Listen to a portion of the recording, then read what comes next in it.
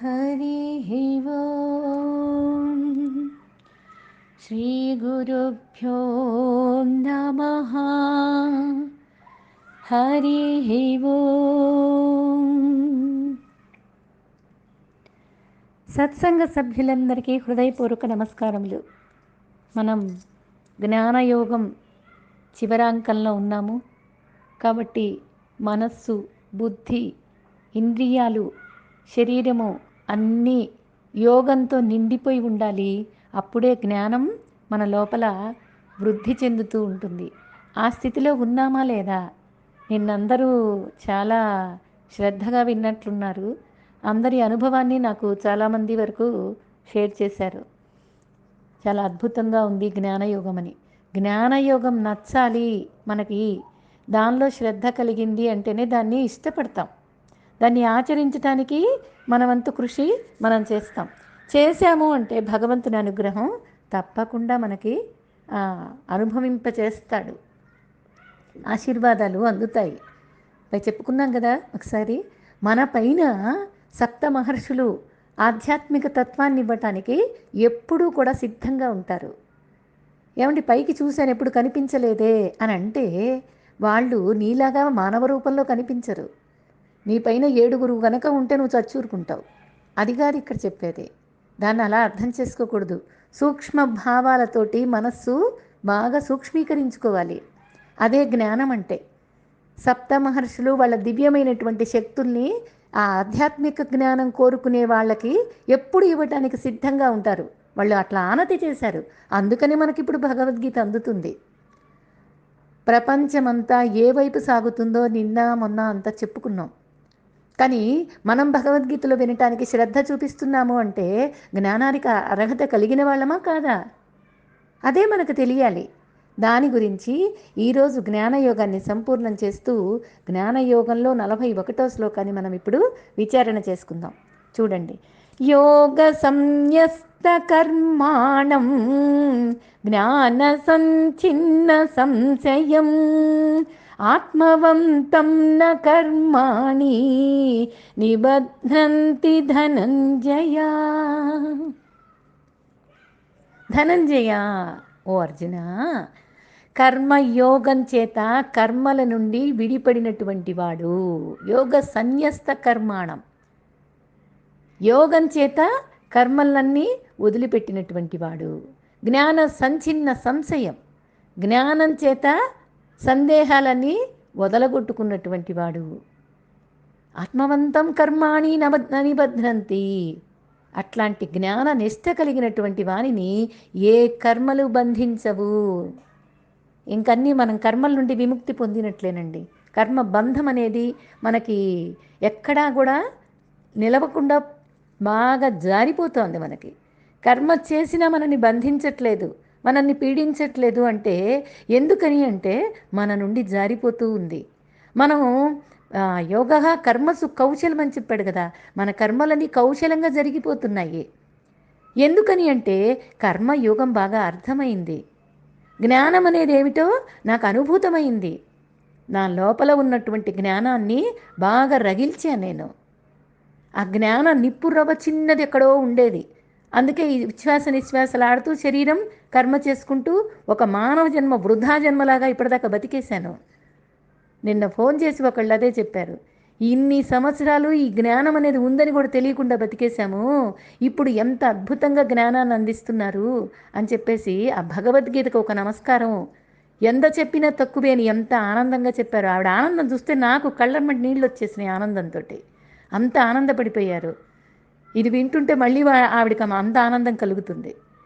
ఇలాగా ఆ ఆనందాన్ని చూసి కూడా భగవంతుడు మనకు బోధ చేస్తాడండి. ఎందుకంటే ఎంత విశాలమైనటువంటి మనోదృక్పథం ఉంటే తప్పితే ఈ జ్ఞానాన్ని అందుకునే అర్హత ఉండదు. అటువంటి జ్ఞానాన్ని మనం అందుకుంటున్నాము అంటే మన లోపల చిన్న నిప్పురవ్వగా ఉన్నటువంటి జ్ఞానాన్ని బాగా కృష్ణ పరమాత్మ చేతిలో ఉన్న ఫ్లూట్ ద్వారా అమృత వర్షాన్ని కురిపించేసేసాం. ఆ అమృత వర్షం ఏమైంది అంటే జ్ఞానం బాగా ప్రకాశించింది. వర్షం ఏదైనా తడిపేస్తుంది కదండి. మీరేంటి అగ్ని కూడా ప్రకాశించింది, ఎక్కువ అగ్ని ప్రజ్వలిల్లింది అంటారు అంటే జ్ఞాన అగ్ని అలాగే ఉంటుంది. కృష్ణ పరమాత్మ వేణువు అలాగే ఉంటుంది. ఆయన వేణువులో అమృతము ఇంకా బాగా ప్రకాశవంతమవుతుంది. అందుకనే మామూలు వర్షానికి ఆయన అమృత వర్షానికి అంత తేడా ఉందని చెప్పేది. చూడండి ఈ శ్లోకం ఏం చెప్తుంది, మనకి సంశయాల నుండి పోగొట్టుకున్నటువంటి వాడు. జ్ఞానంతో ఉంటేనే సంశయాలు సందేహాలు పోతాయి. అజ్ఞానం ఉంటే సంశయాలు వచ్చి పడతాయి. ఇప్పుడు సంశయం అనేది అసలు రాకూడదండి అయితే అని అంటే వస్తాయి రాకుండా ఉండటం అని కాదు, ఎటువంటి సందేహం వస్తుంది. ఇప్పుడు ఎగ్జాంపుల్ చూడండి, మనకి దూరంగా ఒక వ్యక్తి కనిపించాడు అనుకోండి, ఎవరో కనిపించారు, ఒక వ్యక్తిలాగా కనిపించారు, స్పష్టంగా లేదు, బాగా దూరంగా ఉంది. ఆ వ్యక్తి పురుషుడా స్త్రీనా, నాకు తెలిసిన వ్యక్తా తెలియని వ్యక్తా అనే సందేహం మనకు కలగచ్చు. వాళ్ళు చెయ్యి ఊపారు, మనకు అర్థమైంది, కానీ నాకు దృష్టిలో ఇంకా స్పష్టత రాలేదు, ఎవరో తెలియలేదు. ఆ సందేహం మనకు కలిగితే ఏమైనా తప్ప? అది సందేహమే కదా, అది కూడా కలగకూడదా అండి అంటే అది కాదు ఇక్కడ చెప్పేది. దాని గురించి మాట్లాడట్లేదు. అది సందేహ నివృత్తి చేసుకోవడానికి అవకాశం ఉంది, అదేమీ నీకు వినాశనాన్ని కలిగించేది కాదు. కాస్త ముందుకెళ్తే వాళ్ళు లేదా నీ పక్కన వాళ్ళని నాకు కనపట్టలేదు వాళ్ళు ఎవరు అని అడిగి తెలుసుకుంటే, వాళ్ళనే వెళ్ళి పలకరించితే నీ సందేహ నివృత్తి అయిపోతుంది. దానివల్ల వచ్చే వినాశం అంటూ నీకేమీ ఉండదు. కానీ ఇక్కడ చెప్పేది మోక్షం, జ్ఞానం గురించినటువంటి, కర్మయోగం గురించినటువంటి, ఈ జన్మల రహస్యాల గురించినటువంటి, గురువు గురించి, శాస్త్రం గురించి, వీటన్నిటికీ ఏది గురువు చెప్పాడో ఏది శాస్త్రం చెప్పిందో దాన్ని విశ్వసించకుండా దాన్ని సందేహిస్తే దానివల్ల నువ్వేమైపోతావు, దాని గురించి మాట్లాడుతున్నాడు ఈ శ్లోకంలో. మోక్షం అనేది కర్మ వల్ల సిద్ధిస్తుందా, జ్ఞానం వల్ల ప్రాప్తిస్తుందా? ఇది విచారణ చేసుకోవాల్సినటువంటి విషయం. లేదా జ్ఞానము కర్మ రెండిటి వల్ల ప్రాప్తమా మనకి? ఇట్లాంటి సందేహం రావాలి. ఇది సందేహం అంటే, ఇది విచారణ అంటే. విచారణ ఎట్లా చెయ్యాలి? ఈ జీవుడు బ్రహ్మ వేరువేరుగానా లేదా ఒక్కరేనా? ఈ ఆత్మజ్ఞానం అనేది పరోక్షమా లేకపోతే అపరోక్షమా? ఇవన్నీ ప్రస్తుతం ఈ అధ్యాయంలో మనకి మనస్సులో బుద్ధిలో కలిగేటటువంటి సంశయాలు సందేహాలు. ఇవి గనక నివృత్తి కాలేదనుకోండి, జన్మలు జన్మలు మళ్ళీ మళ్ళీ మళ్ళీ పుడుతూ ఉంటాం, మళ్ళీ మళ్ళీ చస్తూ ఉంటాయి ఈ శరీరాలు. దాన్ని వదిలించుకో, అది ఇక్కడ చెప్పేది. అటువంటి సందేహాలన్నీ కూడా నశించిపోవాలి. నీకు ఆత్మనిష్ట కలిగితేనే ఆ కర్మలు నిన్ను వదిలిపెడతాయి. జ్ఞానం ఉంటేనే ఈ సందేహ నివృత్తి కలుగుతుంది. నిజానికి ఈ సమత్వమైనటువంటి భావం ఉందనుకోండి, అదే యోగం. నిజంగా మాట్లాడితే కర్మయోగం విషయంలో ఇలాగే అర్థం చేసుకోవాలి. సమత్వ భావనే కర్మయోగం అంటే సమస్థితి, ఈశ్వరార్పణం అనేటటువంటి ఆ బుద్ధి గనక ఉన్నట్లయితే సమస్తమైనటువంటి కర్మల్ని భగవంతుని అందే సమర్పణ చేస్తాడు. వాడే కర్మయోగి. కర్మయోగి అంటే బాగా అర్థం చేసుకోండి. ఎందుకంటే ఇక్కడ కర్మయోగి, జ్ఞానయోగి, ఇప్పుడు నెక్స్ట్ వచ్చే అధ్యాయం కర్మ సన్యాస యోగి. ఈ మూడిటికి మనకు అర్థం బాగా స్పష్టంగా తెలియాలి. కర్మయోగి అంటే ఏంటంటే, నేనొకటిని ఉన్నాను, కర్మ ఒకటి ఉంది, ఈశ్వరుడు ఒకడు ఉన్నాడు. ఈ కర్మ ఈశ్వరుడే చేయిస్తున్నాడు, ఫలితం వాడే ఇస్తున్నాడు. అది ఇక్కడ చెప్పేది. కర్మ చేస్తాను కానీ ఫలితం మాత్రం ఈశ్వరార్పణ బుద్ధి, సమత్వ బుద్ధి. సమస్త కర్మలు భగవంతుని అందే సమర్పిస్తాను నేను, వాడు ఇస్తే అది తీసుకుంటాను. ఇక్కడ నేనున్నాను, భగవంతుడున్నాడు, ఆయన ఇచ్చే ఫలితం మీద నాకు ఆసక్తి ఉంది. ఏదిస్తే దాన్ని ప్రసాదంగా తీసుకుంటాను, కానీ వాడిస్తాడు అనే ఒక నమ్మకం, ఒక విశ్వాసం ఉంది. వీడు కర్మయోగి. ఇటువంటి కర్మ చేసేటువంటి వాడు కర్మయోగి అవుతాడు. ఆడికేమీ స్వార్థం లేదు, కానీ నేను చేశాను అనే మాత్రం భావన మాత్రం ఉంటుందండి వీడికి. పోదు, అది పోదు. ఇక జ్ఞానయోగం.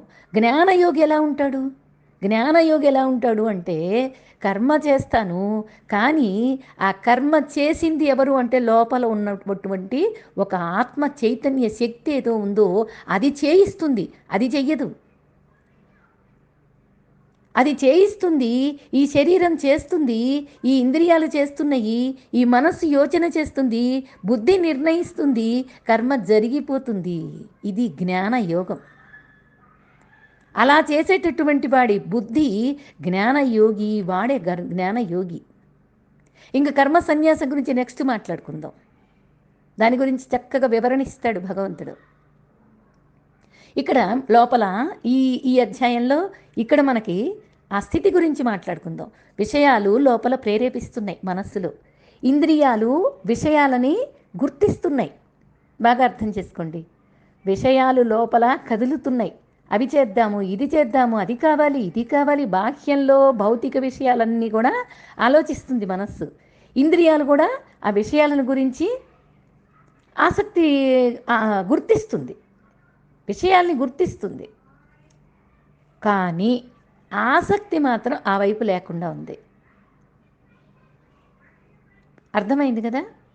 ఇంద్రియాలు విషయాల్ని గుర్తిస్తున్నాయి, విషయాలు ప్రేరేపిస్తుంది మనస్సు, కానీ నాకు కావాలి అనిపించట్లేదు. ఇదే వైరాగ్యం. ఆసక్తి లేకుండా కర్మ చెయ్యరా, అదే భగవంతుడు చెప్పేది. ఇదే వైరాగ్యం. ఫలాసక్తి కావాలనే మనస్సు లేదు నాకు, ఫలితం మీద ఆసక్తి లేదు, ఆ విషయం కావాలనే ఆసక్తి అంతకంటే లేదు. మనస్సు ఎట్లా ఉంది అంటే పరమార్థంలో నిలిచిపోయి పవిత్రంగా మంచి ఆధ్యాత్మిక భావనతో నిలిచిపోయి ఉంది. అట్లాంటి ప్రసన్న అయినటువంటి చిత్తం ఎవరికైతే ఉందో వాడు కర్మయోగి. వాడు ఏం చేస్తాడంటే గురుముఖత ఆత్మజ్ఞానాన్ని అనుభవిస్తాడు, వింటాడు, విని దాన్ని చక్కగా అనుభవంలోకి తెచ్చుకుంటాడు. వాడికి ఇంకేం సందేహాలు ఉంటాయి? శాస్త్రాన్ని విశ్వసించాడు, గురువు చెప్పిన దాన్ని ఆచరించాడు, ఆత్మజ్ఞానం అనుభవమైంది, లోపల సంశయాలన్నీ నశించిపోయినాయి. ఇంకా అటువంటి వాడికి ఏం సంశయాలు ఉంటాయి, ఏమి అజ్ఞానం ఉంటుంది చెప్పండి? అర్థమైంది కదా? అటువంటి విషయాన్నే ఈ అధ్యాయంలో మనకి బోధ చేసి పెట్టాడు. యోగ సన్యస్త కర్మాణం, అన్ని కర్మలను యోగంలో వదిలిపెట్టు. ఆధ్యాత్మికంగా కర్మల్ని వదిలిపెట్టి జ్ఞానం అనే అగ్నిలో కర్మల్ని దహనం చేసేసేయి. నీ లోపల జ్ఞానం అనే అగ్ని రగిల్చుకున్నావు కదా, దానిలో కర్మలన్నీ కూడా దహనం చేసేసేయి, మాడి మసైపోతాయి అంతే. జ్ఞానాగ్ని దగ్ధ కర్మాణం అని చెప్పాడు కదా. కర్మలని ఊరికే వదిలేటువంటి వాడు కాదు, జ్ఞాన సంచిన్న సంశయం, జ్ఞానం వల్ల అన్ని అనుమానాలు నశించిపోయినాయి. అటువంటి వ్యక్తి ఆత్మవంతం, పూర్తిగా ఆత్మయందే ఉంటాడు. నా కర్మాణి నిబధ్నంతి. ఓ అర్జున, ఏ కర్మలు కూడా నిన్ను బంధించలేవు. నువ్వు అలా ఆచరించి తీరవయ్యా, ఇంకా నీకే బాధ లేదు, ఏ భయము లేదు, ఏ బంధము లేదు. అట్లా చెప్పి 42వ శ్లోకాన్ని చెప్తున్నాడు చూడండి. ఆ విధంగా కనుక నువ్వు అగ్ని శిఖలతో ప్రకాశిస్తున్న జ్వలిస్తున్నటువంటి పర్వతాన్ని మృగాలు కానీ పక్షులు కానీ ఏమైనా ఆ పర్వతం మీద ఉండటానికి ఎగిరి వాటి మీదకి వెళ్తాయా? జ్ఞానాగ్ని బాగా నీ లోపల ప్రజ్వలిస్తూ ఉంది, జ్ఞానమంతా ప్రకాశవంతం, అంటే వైబ్రేషన్ అంటారు చూడండి. ఆ వ్యక్తిని చూడగానే ఒక తేజస్సు కనపడుతుందండి, ఆ వ్యక్తిని చూడగానే ఏదో మనశ్శాంతి కనపడుతుందండి, ఆ ముఖంలోనే ఆ వర్చస్సు, ఆ తేజస్సు ఉందండి అని చెప్తూ ఉంటారు కదా, వింటూ ఉంటాం కదా. మనం నవ్వితే హాయిగా నవ్వుతారు, ప్రశాంతంగా మాట్లాడతారు అని చెప్పుకుంటూ ఉంటాం కదా ఒక వ్యక్తి గురించి. ఆ వ్యక్తి దగ్గరికి, అంత ప్రకాశంతో అంత వైబ్రేషన్తో ఉన్నటువంటి వ్యక్తి దగ్గరికి ఇంకా ఏ బంధం అంటుంది, ఏ కర్మ ఫలితం అంటుకుంటుంది? ఇక్కడ అదే చెప్తున్నాడు. అగ్నిశిఖలతో ప్రకాశిస్తున్నటువంటి పర్వతాన్ని మృగాలు పక్షులు ఎట్లా అయితే చేరవో, ఆ కొండ మీదకి వెళ్ళి నిలబడటానికి ఉండవో, ఆ పర్వతం మీద నిలబడటానికి చేరకుండా ఉంటాయో, అటువంటి జ్ఞానంతో ప్రకాశించేటటువంటి బ్రహ్మవిధుడైన వాడిని కూడా ఏ దోషాలు చేరవు అని చెప్పి 42వ శ్లోకాన్ని చెప్తున్నాడు చూడండి. తస్మాదజ్ఞాన సంభూతం హృస్తం జ్ఞానాసీనాత్మనః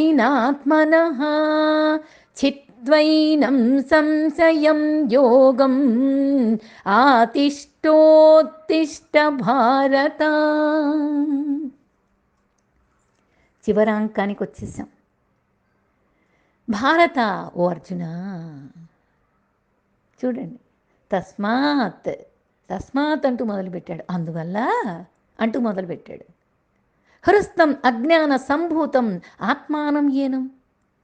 అర్జున, అందుచేత హృదయంలో అజ్ఞానం వల్ల పుట్టినటువంటి నీ యొక్క ఈ సంశయం, సందేహాన్ని జ్ఞానాసిన చిత్వా యోగం ఆతిష్టో ఉత్తిష్ట. అజ్ఞానం వల్ల పుట్టినటువంటి నీ యొక్క ఈ సందేహాన్ని నీ లోపల జ్ఞానం అనే అగ్ని రగిల్చావు కదా, ఆ జ్ఞాన అగ్ని చేత నరికేసే. ఇంకలే యోగాన్ని ఆచరించు. సందేహాల పుట్టంతా నశించిపోయింది నీ లోపల. దాని గురించి చెప్తున్నాడు. బాగా పెద్ద అడవి పెంచుకున్నావు కదా లోపల. ఏమిటి సంసారం అనే అడవి, నా జనన మరణ చక్రంలో తిరిగేటటువంటి అడవి, సంశయాల పుట్ట, లోపల అజ్ఞానం అనే చెత్త అన్నీ పేర్చుకొని, ఇంకా ఏమి అపనమ్మకం, ఒక సంస్కారం లేకపోవటం, ఇటువంటివన్నీ కూడా నీ లోపల పెంచుకున్నావు అని చెప్పాడు కదా ఇంతకుముందు శ్లోకాలలో. క్రితం శ్లోకాలన్నీ అవే చెప్పాడు. ఏమేమి ఉన్నాయి నీ లోపల, వాటన్నిటినీ కూడా జ్ఞానాసిన, జ్ఞానం అనే కత్తి, జ్ఞానం మామూలు చాకు కానీ ఒక కత్తి కానీ ఒకవైపు పదును ఉంటుంది, ఇంకోవైపు పదును ఉండదు. కానీ జ్ఞానం అనే అగ్నికి అట్లా కాదండి, చుట్టుపక్కల మొత్తం మొత్తం ఆ పదును తేలి ఉంటుంది. ఆ పదును తేలినటువంటి జ్ఞానంతో అన్ని అనర్థాలు నశించిపోతాయి అని చెప్తున్నాడు. చూడు, నీ లోపల కలుగుతున్నటువంటి సందేహాల్ని ముందు నశింపచేసేసాయి. ఏ విధంగా అంటావా, జ్ఞానాసీన ఆత్మనః, నీ జ్ఞానాన్ని కత్తిగా చేసుకో. భీభత్సంగా నీలో పెరిగినటువంటి అడవిని కొట్టిపారేసాయి. చిత్వా ఏనం, నీ మనస్సులో ప్రవేశించిన సందేహాల్ని, బాధలన్నీ జ్ఞానం అనే కత్తితో నరికేసేవయ్యా. ఎన్నాళ్ళు పెంచుకుంటావు? యోగం ఆత్తిష్ట ఉత్తిష్ట భారత, యోగంలో బాగా నిలువు.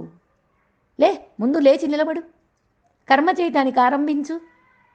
కూలబడ్డాడు కదండి అర్జునుడు.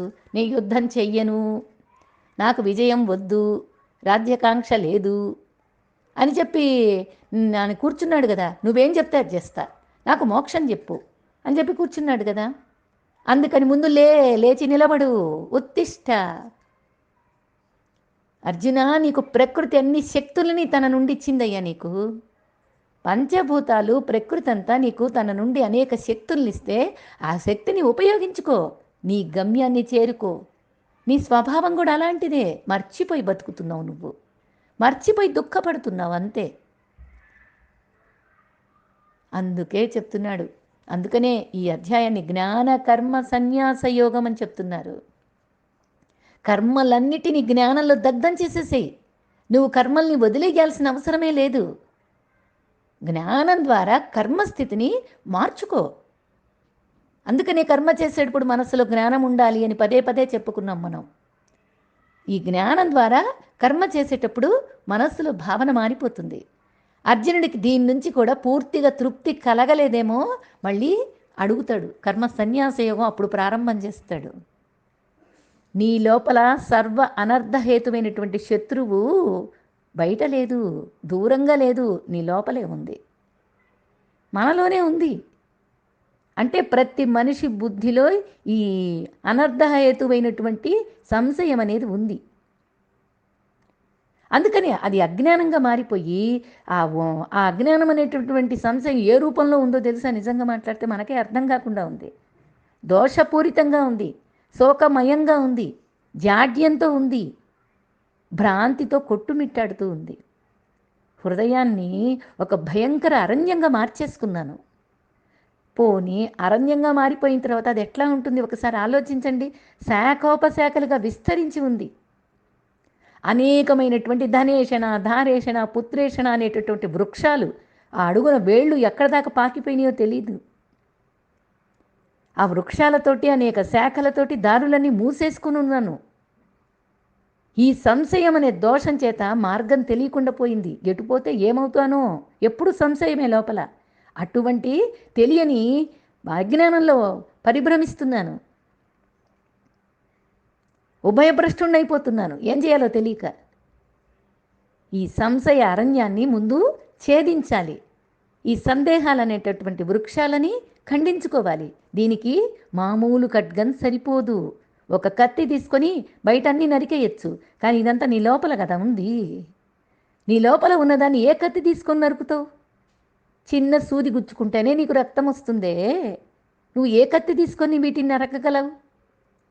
కాబట్టి నీ లోపల జ్ఞానం అనే ఖడ్గం ఒకటి ఉందయ్యా అని హెచ్చరిక చేస్తున్నాడు భగవంతుడు. సాధారణంగా ఖడ్గాల చేత ఈ సంశయ అరణ్యాన్ని ఖండించలేము. ఈ అరణ్యం బాహ్యంలో లేదు అనేది చెప్తున్నాడు. కాబట్టి ముందుకు సాగకుండా ఈ అవాంతరాలన్నీ కూడా ఇంకా ఆపేసేయి. వీటిని ఇంకా నిరోధించే ప్రయత్నం చెయ్యి నీ జ్ఞానంతో. ఎవరి సందేహం వాళ్ళకు ఉండనే ఉంటుంది, ఎవరి జ్ఞానం వాళ్ళదే. ఎవరి అజ్ఞానం వల్ల ఈ ఎవరి అదే మనకి ఎవరి అజ్ఞానం వల్ల వాళ్ళకి ప్రశ్నలు ఉదయిస్తూ ఉంటాయి. సంశయం వారి వల్ల కలిగేటటువంటి జ్ఞానం వల్ల కలిగేటటువంటి వివేకంతోనే నశించాలి. సంశయం కలిగింది వాళ్ళ జ్ఞానం వల్లే వాళ్ళ సంశయం నివారించబడాలి. ఆ జ్ఞానం ఎవరు చెప్తారు? ఎవరు చెప్తారు అంటే వాళ్ళ హృదయంలో గురువు బోధే వాళ్ళకి నిలబెట్టుకొని నివారించగలగాలి. ఎవరికి వాళ్ళే ఉద్ధరించుకోవాలి. వేరే వాళ్ళు ఎవరు దూరి చేసే పని కాదు ఇది. కర్మయోగం కాకపోతే ఏ కర్మైనా బంధంగా మారిపోతుంది. అదే కర్మయోగం అయితే ఫలాసక్తి లేకుండా కర్మల్ని ఆచరించడం చేత మనకి ఏ కర్మ కూడా బంధంగా కాదు. ఇది అర్థమైతే క్షత్రియ ధర్మంగా తనకు ప్రాప్తించినటువంటి యుద్ధాన్ని ఆచరించడానికి ఇంకా సంశయించాల్సిన అవసరం ఉంటుందా అర్జునుడికి? అన్నీ నిరోధించుకున్నాడు, అయిపోయింది, పూర్తిగా అయిపోయింది. అందుకే ఈ అధ్యాయం జ్ఞాన కర్మ సన్యాస యోగం. ఈ సాంఖ్య కర్మయోగాన్ని భగవంతుడు పూర్వం సృష్టి ప్రారంభంలో సూర్యుడికి బోధ చేశాడు. అంటే కంక్లూజన్ ఇస్తున్నానండి. మొత్తం అధ్యాయం అంతా ఏం చెప్పింది అనే దాని గురించి మొత్తం జ్ఞాన ఖడ్గం ఛేదించుకున్నాము, అయిపోయింది. మనకి సాంఖ్య కర్మ ఈ రెండు యోగాల్లో భగవంతుడు పూర్వం సృష్టి ప్రారంభంలో సూర్యుడికి బోధ చేశాను అని చెప్పాడు. ఆయన నుండి విశేషంగా అది రాజులకి ధర్మ సంస్థాపన నిమిత్తం బోధించడం కూడా జరిగింది అని చెప్తున్నాడు. అజ్ఞానం బలీయంగా ఉండటం వల్ల ఈ యోగానికి మధ్యలో అంతరాయం ఏర్పడింది, మధ్యలో ఆగిపోయింది. ఎవరు దీన్ని పట్టుకోలేకపోయారు. చెప్పుకున్నాం కదా ఇదంతా. అందుకని రెండు ముక్కల్లో రెండు విషయాలుగా చెప్పి మీకు కంక్లూజన్కి అనమాట.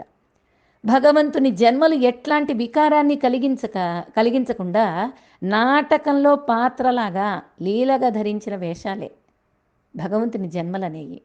ఆయన ఏ ఒక్క శరీరానికి కట్టుబడి లేదు. మోక్షానికి సిద్ధం కానటువంటి వారికి మోక్షాన్ని ఇవ్వడం భగవంతుడికి సాధ్యం కాదు. అందరికీ మోక్షం ఇచ్చేయచ్చు కదా అని మాట్లాడుతూ ఉంటారు. అది ఎలా సాధ్యమవుతుంది?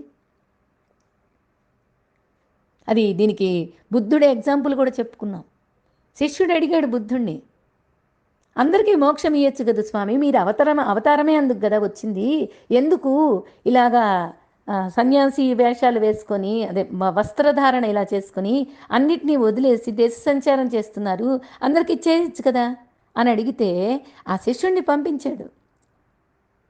ఎవరికి స్వామీజీ వచ్చారు, ఎవరికి జ్ఞానాన్ని ఇస్తున్నాడు, ఎవరికి కావాలో వాళ్ళు రాండి ఫలానా స్థలంలో అని చెప్పేసి ప్రకటన వేస్తే ఎవ్వరూ ఆయన వచ్చి ఆ చెట్టు కింద కూర్చున్నాడు, బోధి వృక్షం చెట్టు కింద కూర్చున్నాడు, ఒక్కళ్ళు కూడా రాలేదు. ఎందుకని? ఎవరికి జ్ఞానం అవసరం లేదు, మోక్షం ఎవరికి అవసరం లేదు. చూసావా శిష్య, అందరికి ఇచ్చేయచ్చు కదా అన్నావు, ఎవరొచ్చారు? అదే ధనం ఇస్తున్నాడు, ఏదో తాయెత్తు కడుతున్నాడు అంటే అందరూ వస్తారు. కానీ ఇక్కడ అది కాదు చెప్పేది. జ్ఞానాభిలాష కావాలి అంటే మోక్షానికి సిద్ధం కానటువంటి వాళ్ళకి మోక్షాన్ని ఇవ్వటం సాధ్యం కాదు. ప్రపంచంలో జనులు ఎట్లా చేస్తారంటే శీఘ్రంగా ఫలితం వచ్చేటటువంటి కర్మలైతే చేస్తారు, కానీ మోక్షాన్ని కోరుకోరు. కానీ మన జ్ఞానం సంకుచితం కనుక ఆ జ్ఞానం వాస్తవంగా అజ్ఞానం. అది అర్థం కావాలి. భగవంతుడి ఇచ్ఛను అనుసరించేటటువంటి వాడు ఎవడైతే ఉన్నాడో ఎవడు శాస్త్ర విరుద్ధంగా వాడు ప్రవర్తించడు. వాడికి ఇదంతా అవకాశం ఇస్తాడు భగవంతుడు. శాస్త్ర విరుద్ధంగా ఎవరైతే ప్రవర్తించకుండా ఉంటారో వాడికి జ్ఞానబుద్ధి నిలబడుతుంది. గృహస్థులంతా అజ్ఞానులేం కాదండి. మనస్సు ఇంద్రియాలు నిగ్రహించి ఆత్మచింతనలోనే జీవించటమే జ్ఞానం అంటే. విషయాలు తెలుస్తుంటాయి, అయినా సరే గమనిస్తాడు, ఇంద్రియాలు గమనిస్తాయి, మనస్సు గమనిస్తుంది, బయట విషయాల్ని చూస్తుంది, కానీ నాకు ఆసక్తి లేదు. అన్నీ విని వదిలేయటం అనేది నా మనసుకు బాగా అలవాటైపోయింది. మరి మనసుకి ఏం అలవాటు చేసావు? ఇవన్నీ వదిలేస్తే మనసు ఏదో ఒకటి పట్టుకోవాలి కదా, అని ఉన్నదే మనసు అందుకు కదా అంటే, నా లోపల హృదయంలో ఆత్మ అగ్ని అనేటటువంటి నేను బాగా విసనకర పెట్టి విసిరి ఉంచాను. అది చిన్నగా నిప్పురవాళ్ళు ఇప్పుడిప్పుడే లేస్తూ ఉన్నాయి. ఆ ఆత్మ చింతనతో నా జీవితాన్ని ఇంకా పెద్దది చేసుకుంటున్నాను. అందుకని నాకు ఏ విషయాలు బంధాన్ని కలగనీయట్లేదు. బాగా అర్థం చేసుకోండి. నీడ దేహం కాదు అని నాకు స్పష్టమవుతుందా లేదా? నా నీడ నేను కాదు అనే విషయం నాకు తెలుస్తుందా లేదా? అది స్పష్టంగా తెలియాలి. అదే ముందు నీకు జ్ఞానాన్ని తెచ్చిపెడుతుంది. ఈ దేహము నేను కాదు, ఈ నీడ నేను కాదు అని బాగా అర్థం కావాలి. అది స్పష్టంగా తెలిస్తే నీ లోపల జ్ఞానోదయం అయినట్లే. ఇంకా నువ్వేంటంటే ఈ శరీరాన్ని పట్టుకొని కూర్చున్నావు, ఇదే నేనంటావు.